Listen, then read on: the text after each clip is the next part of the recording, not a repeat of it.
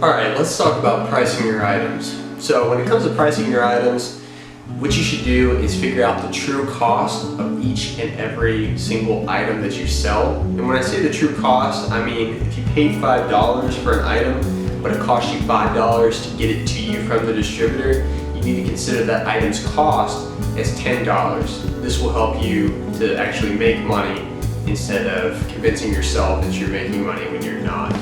If you sell it for $10 but you pay $10 to get it to you, then obviously you're breaking even, and that's kind of a waste of time. It's not what we want to do. So when you're selling online for Amazon, what you're going to want to do is get a repricer. What this will do is it's software that will attach itself to your Amazon account, and it will help you stay between 2 points. So you're going to want to, for every single item, determine what the lowest you're willing to take for the item is and the highest you're willing to take.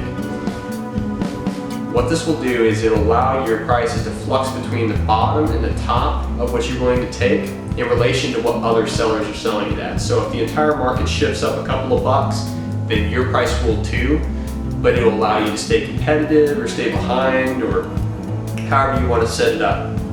Sometimes people like to set it up so that they beat the competition by 1 cent. So if there's a guy at $25, then you can be $24.99 and you can push yourself into the buy box over the other guy. And that'll just allow you to get more sales. This will allow you to make more money too, because if the market flows up and your minimum is $20, well, you don't want to be getting the minimum on every purchase. You want to make a little bit more when you can. Okay, so let's talk about fees. So when you get your true cost, you're going to need to consider fees and everything. So Amazon is a 15% selling fee. eBay is 10%, but there's also PayPal fees involved as well, which are about 2 to 3%. So consider eBay about 13.5%, 14%. If you sell on a place like Shopify, they have their own payment processor, so they're going to charge you 2 to 3%. If you sell with any other sort of payment processor, that could be Square, anything else like that, they're still going to charge you anywhere from 1.5 to 3% on your payment processing. So your cost of doing business goes down the closer you get to your own website. So you want to drive as many transactions as you can to your own website, and we'll talk more about driving traffic later, but you want to keep that in mind. Okay, so when you're selling online, you got to keep all those things in consideration. You also have to keep, there's another major thing, your fulfillment and your shipping costs. You need to factor those in as well, because if it costs $5 to ship an item and you're not calculating that into your overall cost, or you're not charging the buyer for shipping, then you could be losing money big time, and that's no good at all.